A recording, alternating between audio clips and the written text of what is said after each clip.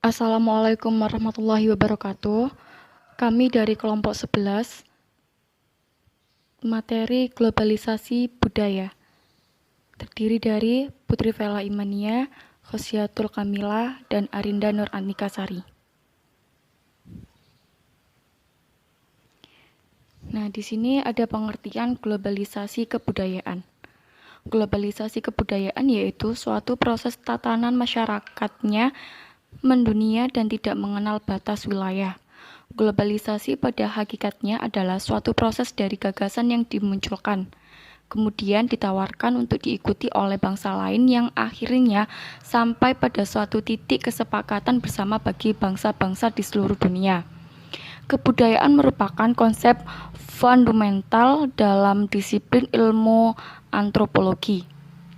Salah satu ahli antropologi mendefinisikan kebudayaan sebagai hal yang melingkup semua pengalaman manusia. Dari definisi tersebut dapat dikatakan bahwa budaya merupakan produk yang diciptakan oleh manusia di mana budaya tersebutlah yang juga membentuk manusia dalam kehidupan sehari-hari. Dalam konteks budaya, manusia disebut sebagai animal simboli yang merupakan makhluk yang penuh simbol dan makhluk budaya yang hidupnya terbentuk oleh produk budaya. Selain itu, budaya tidak diwariskan melalui kode genetik, melainkan melalui proses enkulturasi, yakni proses interaksi manusia di mana seorang individu belajar dan menerima budayanya. Manusia memperoleh budayanya baik secara sadar melalui pembelajaran langsung maupun secara tidak sadar melalui interaksi. Budaya bersifat dinamis serta dapat tumbuh dan berkembang mengikuti perubahan zaman. Karena budaya dikonstruksi dan direduksi oleh manusia, namun terdapat budaya yang tidak dapat diubah. Membagi budaya menjadi dua wujud budaya, yaitu fisik dan non-fisik. Budaya yang berwujud fisik berbentuk produk dan sulit mengalami perubahan, contohnya candi dan prasasti. Sedangkan budaya non-fisik berbentuk ide-ide dan aktivitas manusia yang dinamis dan terbuka terhadap perubahan serta menyesuaikan dengan konteks zaman. Budaya non-fisik berbentuk ide meliputi nilai, norma, gagasan, dan pesan moral. Sifat yang dinamis dan dapat berubah sesuai dengan zaman. Oleh karena itu, dalam konteks globalisasi, definisi budaya merujuk pada dua non-fisik dalam bentuk ide dan aktivitas.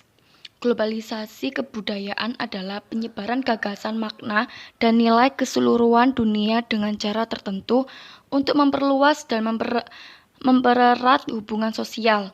Proses ini ditandai oleh konsumsi budaya bersama yang dibantu oleh internet, media budaya masyarakat, dan perjalanan luar negeri. Selanjutnya, dampak globalisasi kebudayaan positif dan negatif. Dampak positif 1. Memudahkan pertukaran budaya internasional di dunia. Peningkatan teknologi dan pendidikan era globalisasi membuat pemicu dalam pertukaran budaya seluruh negara di dunia. 2. Memicu adanya pembaharuan kesenian. Hadirnya berbagai tontonan dan hiburan yang dikemas lebih modern di era globalisasi berimbas pada redupnya kesenian-kesenian tradisional. Yang B. Dampak negatif 1. Munculnya sikap individualisme pada manusia. Pengaruh globalisasi di bidang komunikasi budaya memunculkan berbagai sikap buruk dan jelek manusia, seperti sikap individualisme. Yang kedua, lunturnya nilai-nilai budaya lokal. Adanya pengaruh budaya global di sebuah negara dapat mempengaruhi lunturnya nilai-nilai budaya lokal di negara tersebut. 3. Rusaknya moral masyarakat. Pengaruh jelek dari luar yang selalu diperhatikan di media internet dan televisi dapat dengan mudah diakses oleh semua orang dapat mempengaruhi orang yang melihatnya. Contoh-contoh kebudayaan global dalam bidang ekonomi, politik, hukum, dan kebudayaan sendiri. Yang pertama, dalam bidang ekonomi. 1. Kegiatan ekspor dan impor. Salah satu contoh dari bidang ekonomi yaitu kegiatan ekspor dan impor ini memiliki kelebihan yang sangat bagus bagi perekonomian negara. Peningkatan devisa dan hubungan yang semakin baik membuat ekspor dan impor memegang peran penting di bidang ekonomi suatu negara. Yang kedua, masyarakat ekonomian ASEAN. Selain itu, ada juga masyarakat ekonomi ASEAN atau biasa disebut dengan MEA. Sejak diresmikan perdagangan internasional ini, telah terjadi perkembangan yang sangat pesat di bidang ekonomi. Di sini, bagi pedagang kecil yang ingin menjual produknya ke luar negeri semakin mudah untuk dilakukan. Yang kedua, dalam bidang politik. Yang pertama, organisasi internasional. Terbentuknya organisasi internasional seperti ASEAN, PBB, atau organisasi lainnya. Terbentuknya organisasi tersebut membuat hubungan politik antar negara semakin kuat, baik dari segi ekonomi, politik, sosial, ataupun hubungan baik lainnya. Yang kedua, kerjasama internasional. Kerjasama secara internasional memang bukan hal baru lagi di zaman sekarang, di mana kerjasama ini bisa dibicarakan bilateral maupun multilateral. Yang ketiga, dalam bidang hukum.